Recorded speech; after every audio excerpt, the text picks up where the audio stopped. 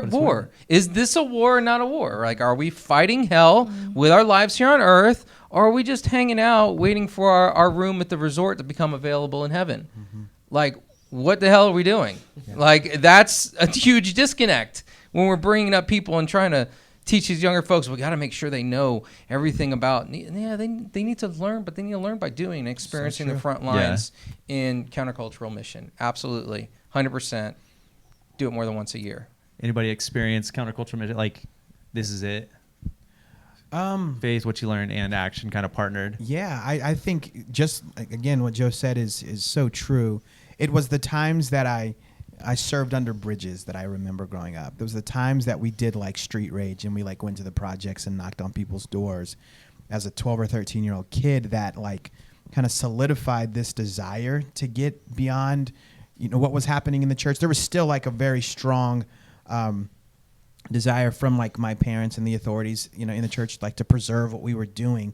But I got to experience what being like Jesus was like in the streets of San Antonio, like under bridges in San Antonio, like sitting across from somebody in a Texas Youth Commission, or like, these kids are like in trouble. That it like became alive to me. And I think that like is what helps a student or a young person really build resilient faith, is doing something outside. And I think that's, again, kind of going back to the cultural discernment that prepares you to interact and engage, like the counterculture mission, getting beyond your normal. As a teacher too, I went from like full-time ministry in a church, youth ministry, like to public education in an inner city school, and I left like the church job thinking I was going to go make a difference in this school, and I'm prayed up in Jesus, and I kid you not, these kids nearly killed me. Like I was in the altar the next Sunday bawling because I was not equipped as an adult to serve the needs of the students that I was interacting with, because they were so far beyond what I'd been experienced to over the last 2 years working in a church. Yeah. And it was that time is like, okay, I'm doing something wrong because this isn't going to help them. They don't even care. So yeah, I've experienced as a student and as now an adult, like you got to get outside the four walls. You got to go to the people. Yeah. I think too, though. So you're talking about like taking risks and like being like underneath the bridge and like working with like, people who are hurting, and that almost sounds a little sexy, right? Like, oh man, I'm doing something really good for Jesus. But for me, I think about like one of the first countercultural moments that I experienced was leaving A&M, where I hung out with like a bunch of Christians who were all my age. We looked the same, we talked the same, we dressed the same, and we moved to the middle of nowhere, rural Texas, where my community, like the young adult class at church, was like 45-year-olds.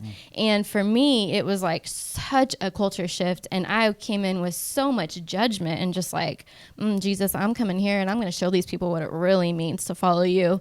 And I felt in that moment I was just humbled, because it was like they would do these like you would share your prayer requests like from the pews, and people would be like, well, pray for my Aunt Betty and her hip surgery. And I was like, oh my gosh, no one's being authentic, like no one cares.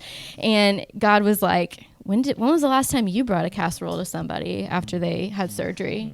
And when was the last time that you visited someone and prayed for them before? Yeah, some big. And so it's like, yeah, like risk taking doesn't always seem sexy, right? Or cool or exciting, or like I'm going to write a blog post about it. Sometimes it's just like trusting the ministry that God's put in front of you and like taking a risk in that way too. Yeah, it's just plain difficult. It's hard. It's not it's not out of, oh, I really want to do this because I really want to serve older people who are having medical issues. That is a deep passion of mine. Let me do that. Yeah, not my calling. The idea is get uncomfortable and then watch God show up. Well, and I think even with that, with all of that, for me, sometimes I think in terms of just intention, as far as is it entitled to start that type of any of those conversations with, I'm going to change your life right now. Exactly. Like, I have something you don't, so now me talking to you means that you're not going to be homeless anymore. Your life is going to get better.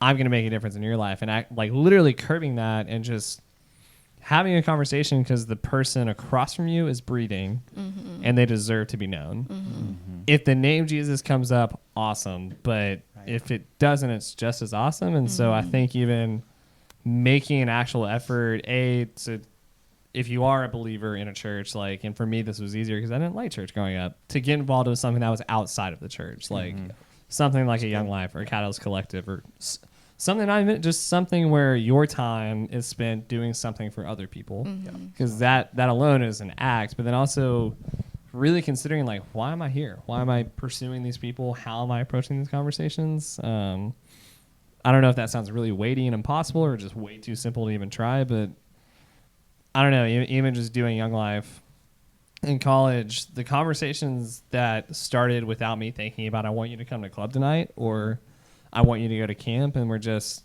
what's your favorite video game? Who are you? Those relationships were so much stronger than the ones where I showed up at the lunch table trying to get kids to go to camp. Yeah, I mean, it's the idea of like, I'm loving and serving you without the expectation of anything in return. Right. That's the model. That's the missiology of Jesus. Like, I think if we put these 5 against like how he lived his life, it lines up. Yeah. And so we just got to get back to that. Right. Yep. Incarnational living is the buzzword. Yeah. And this generation values words over actions. So I think this will speak. I think of Locke. You remember Locke? All tattooed up. Yes. Emo kid. Yep. We were doing Justice Sundays. Right. And we'd go out to the streets and just serve the homeless. But we'd find something like a pizza that we could share with them. Like sit down and have a meal so that we could have conversations. And afterwards, he came up to us. He was like, I think there were some explicitives in this, but he's like, I didn't know that church could open up my heart like this, because he experienced the work of Jesus. He was able to see it was good. And then from there, we were able to like give answers, kind of like you were talking about. Yeah. So if you're, I don't know, if you love Jesus, read this book. Yeah. Or look it up, Faith for Exiles. I mean, I think this would radically shift how we do church. Yep. If you're a leader, then I think you've got to be willing to take that first step and step out of church systems and into something that's uncomfortable. Yeah. But watch Jesus show up. Yeah. Last words? No, this is good. I could talk all day with you guys. This is seriously good stuff. Yeah. I feel so calm. Just comfortable with y'all. I'm a little hungry. Hey, there's pizza out there. Perfect. All right. Love you guys. Thank you guys.